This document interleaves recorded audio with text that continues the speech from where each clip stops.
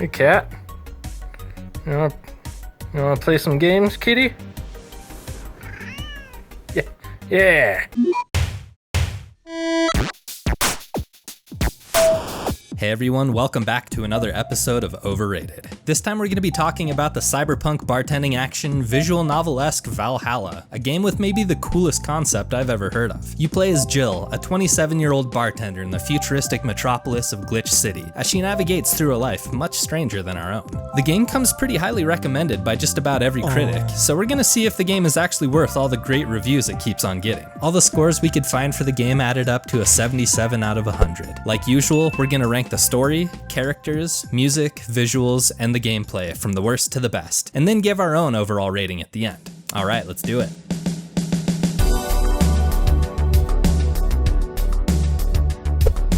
In last place is the gameplay. I put it in last because as solid of a game as it is, it didn't bring any big surprises or anything really new to the visual novel genre, which I guess is fine because it doesn't seem like the developers set out to revolutionize the way we play these kinds of games at all, but just to bring their own unique and more Western twist on a tried and true formula. Valhalla's gameplay is all about tending to the titular bar's clientele, whether it's by mixing the right drink for them, or just lending a friendly ear to listen to their problems, or whatever else they have on their mind. This is the kind of game you can sit back and relax to, so if you're looking to make a few friends and mix a few drinks on a lazy weekend morning, this is the game for you. The bar's menu is stacked by 24 different cocktails, all made up of different cyber-inspired ingredients. It's not all that challenging, but getting orders right sometimes entails a little more than just listening closely. There are a couple of hidden cocktail recipes too, and other stuff that'll help unlock special scenes, so if you're not sure you want to play the game any more than once, I'd recommend using a guide so that you don't miss anything. It's actually pretty easy to clear it all in a single playthrough. But a more subtle kind of gameplay happens in the details. Spend the time it takes to read the news and visit the forums on Jill's phone, because it's easy to miss some of the fun moments if you're skipping over all the text too fast. That's really about it for the gameplay. It's pretty hard to mess up, but even if you do, you at least get to see the bad ending scene, which I guess is sort of a reward, if you're into that kind of thing. The gameplay gets a handful of points, but not a ton. In fourth place are the visuals. As you can probably tell from the review, the game's pretty static, and that might be another hurdle you have to get over if you aren't used to a more slow or text-heavy kind of game. The visuals are pretty effective though, and for some really important reasons. I appreciated the visuals the most, I think, when the conversations strayed away from futuristic topics and devolved more into the everyday sort of thing. The cyberpunk aesthetic of the game is kind of what interested me in playing it in the first place, and alongside the soundtrack, the visuals were the constant reminder of when and where the game took place. Valhalla tries to show off its own vision of the future. How much it succeeds at that, I guess, is going to be up to each individual player, but for the most part I was pretty happy with its art direction. The biggest focus of the visuals are of course the character designs, because they spend the most time front and center on the screen, and for the most part they're actually pretty well done. I especially love Jill's, and her mini pixelated sprite is just adorable. A couple of the others are straight up anime style, which I kind of found myself wishing wasn't the case. One of my more common complaints for the game is that it sometimes used its anime influence as a sort of crutch instead of getting more creative for itself. So it was kind of a bummer to see some of the tired anime design and dialogue tropes get copied and pasted over into Valhalla. Yeah, it's a small complaint, but it still kind of bugged me after a while. I feel like putting the visuals in fourth feels like the right place for it. And so we move on to third place, which goes to the story.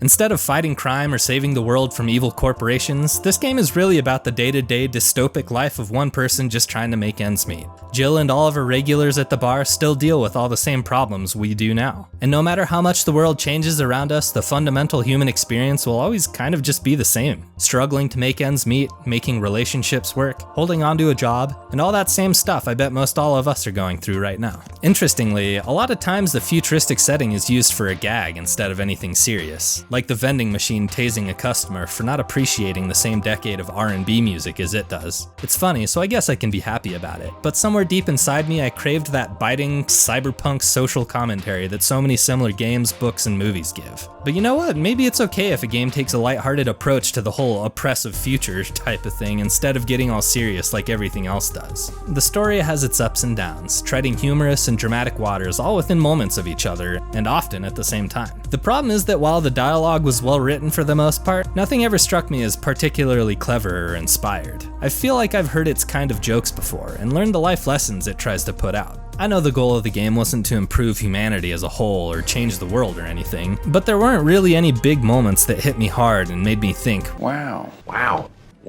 I'd still definitely say it's worth playing through to the end though. Jill's and everyone else's perspective bring old ideas a quirky new flavor, and so even though the story isn't the greatest or the newest thing I've ever heard, it's still fun to follow all the stories that each character let us and Jill be a small part of. In second place is the music. My ongoing love affair with cyberpunk music is actually what led me to this game in the first place, and while the soundtrack for Valhalla isn't the best thing I've ever heard, I ended up really enjoying it for a few different reasons. The power that music lends to games can't be overstated, and one really cool thing I noticed about it in this game is that it can vastly alter my experience depending on which tracks you decide to run through the jukebox. Since it's just a playlist that moves from one song to the next, there aren't any set tunes that play over specific conversations or for characters that come into Jill's bar. A conversation set to one of the more somber tracks during one playthrough will affect your mood much differently than if you have one of the more upbeat or hectic tracks playing over the same conversation during a different one. Music alters the feel of what the characters are saying so much, especially since there isn't any voice acting. Come to think of it, this is maybe the first time I've seen a game's soundtrack give it such a weird sense of replayability. It'd be fun to mess around with that in the future, actually. But the game is filled with amazing tracks, and you can take your time and pick the ones that you really like to keep playing over and over and over again. Most of them aren't too complex or layered, but make sure you bring a good set of headphones anyways. It's worth it to catch some of the smaller details in a lot of the tracks. I first came to Valhalla for the music, and I for sure didn't leave disappointed. In first place, of course, are the characters. This game would be nothing without them. The writers made them all so easy to like, and you can't help but be invested in each of their small developing stories. The biggest reason for that for sure is Jill. She's the kind of person we all probably like to think we are, but in reality we know deep down she's way cooler than any of us. She's the perfect blend of completely normal and lovably dorky, an everyman type of character that somehow transcends that trope into her own little world. She's silly, smart, kind, sad, tormented, and all that, but in a subdued kind of way that doesn't feel overbearing, like we're being forced to care about her or anything. We spend a lot of time in her head reading her thoughts, and she's a consistently caring and thoughtful person despite her own problems. It makes me wish we were all a little bit more like her. She's accepted her life for what it is, finding the pleasure and fun wherever she can find it. The life of a bartender is one that changes from one client to the next, so it's fun to look into the life of all these different crazy citizens all dealing with a dystopic future, all in their own ways. The rest of the cast is just a delight to get to know. Jill's friends and the others are all lovably absurd, to the point where they win you over through sheer force of personality. One thing that was brought up a lot, and I guess it kind of makes sense in the bar setting, but it was the character's sexuality. It was dealt with pretty well though. The character's sexuality is just a small part of who they are, instead of their entire purpose in the game. It really did seem to come up a lot though, but that's probably just me keeping my eyes extra peeled for some of that sublime lesbo goodness. But seriously, is everyone in this game at least a little gay? Are we all going to be gay in the future? It's your thing.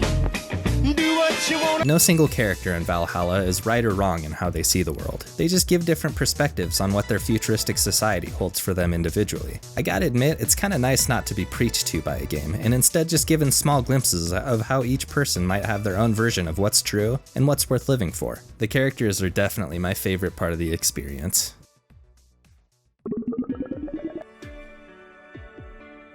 All the scores we could find for the game added up to a 77 out of 100, and our final score added up to just a bit higher than that, so we have to say that the game is just a tiny bit underrated.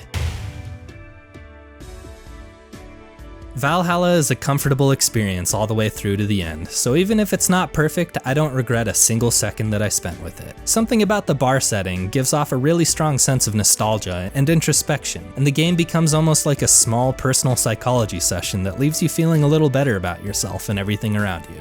I really do recommend anyone try it, but would understand if they didn't appreciate it for all the same reasons I do. If you do end up playing it, take your time with it. For me, just being in the game and around the characters was reward enough. Well, that'll do it. Hope you guys enjoyed the episode. Thanks again for watching, everyone. And if you have any suggestions for stuff you think we should play in the future, let us know in the comments below. See you next time.